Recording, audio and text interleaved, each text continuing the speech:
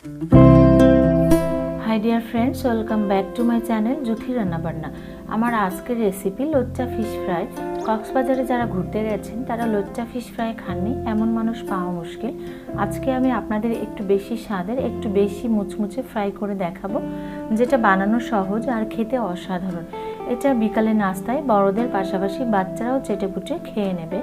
তাই আমি আমার নিজস্ব ট্রিক্স দিয়ে সেই কক্সবাজারের হোটেলের স্বাদের লোচ্চা ফিশ ফ্রাই করে দেখানোর চেষ্টা করছি।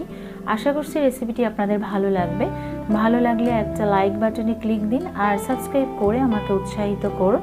তো চলুন শুরু করা যাক। লোচ্চা ফিশ ফ্রাই বানানোর জন্য আমি এখানে লোচ্চা মাছ নিয়েছি 300 গ্রাম পরিমাণ। মাছটাকে আমি এভাবে টুকরো করে কেটে নিয়েছি, তবে সাইজটা আপনাদের পছন্দ মতো করে কেটে নেবেন। আর এটাকে খুব ভালো করে ধুয়ে পরিষ্কার করে নিয়েছি। এবার এর মধ্যে দিয়ে দিচ্ছি হাফ টি স্পুন রসুন বাটা, হাফ টি স্পুন আদা বাটা, হাফ টি স্পুন জিরে গুঁড়ো, হাফ টি স্পুন ধনে গুঁড়ো, হাফ টি স্পুন হলুদ গুঁড়ো, 1 টি স্পুন লাল মরিচের গুঁড়ো, লবণ স্বাদ মতো। আর আমি এখানে ব্যবহার করছি 1 টেবিল স্পুন পরিমাণ সয়া সস।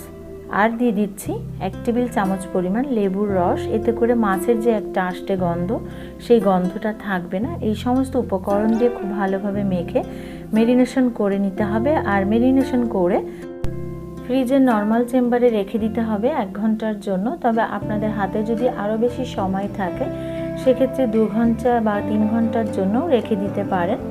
যতক্ষণ মেরিনেশন হচ্ছে ততক্ষণে আমি মাছের কোটিংয়ের জন্য ময়দাটা রেডি করে নিব। আমি এখানে নিয়ে নিচ্ছি 1 কাপ ময়দা, নিয়ে নিচ্ছি 1/4 কাপ কর্নফ্লাওয়ার,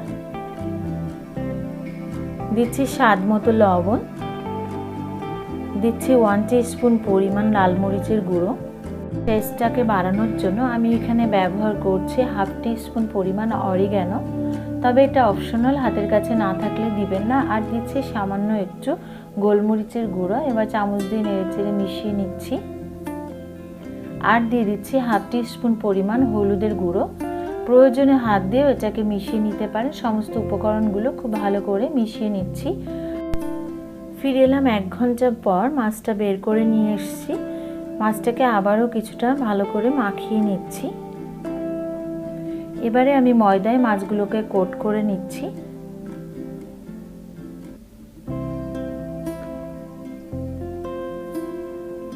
প্রথম পর্যায়ে ময়দাটাকে কোট করে নেব, তারপরে 5 মিনিটের জন্য ফ্রিজে নর্মাল চেম্বারে রাখবো। আবার বের করে কোট করে নিয়ে মাছটাকে ভাজতে চলে যাব। আমি প্রথম পর্যায়ে এভাবে সবগুলো কোট করে নিয়েছি এবং 5 মিনিটের জন্য ফ্রিজে রেখে দিচ্ছি। 5 মিনিট পর মাছগুলো বের করে নিয়ে এসেছি। এই মাছের উপরে আবারও আমি ময়দার কোট করে নেব। এতে করে মাছটা বেশি মুচমুচে হবে আর ময়দাগুলোও ঝরে পড়বে না ভাজার সময়। এটা সম্পূর্ণ আমার ট্রিক্স অ্যাপ্লাই করে আমি এই পদ্ধতিতে মাছটা ভেজেছি। এতে করে মাছটা ভীষণ মুচমুচে হয়েছে আর খেতেও ভীষণ ভালো লেগেছে।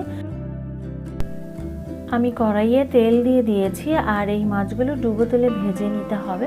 তেলটা গরম হয়ে গেছে, আমি একে একে মাছগুলো দিয়ে দিচ্ছি। আর প্রথম পর্যায়ে নাড়াচাড়া করার কোনো দরকার নেই।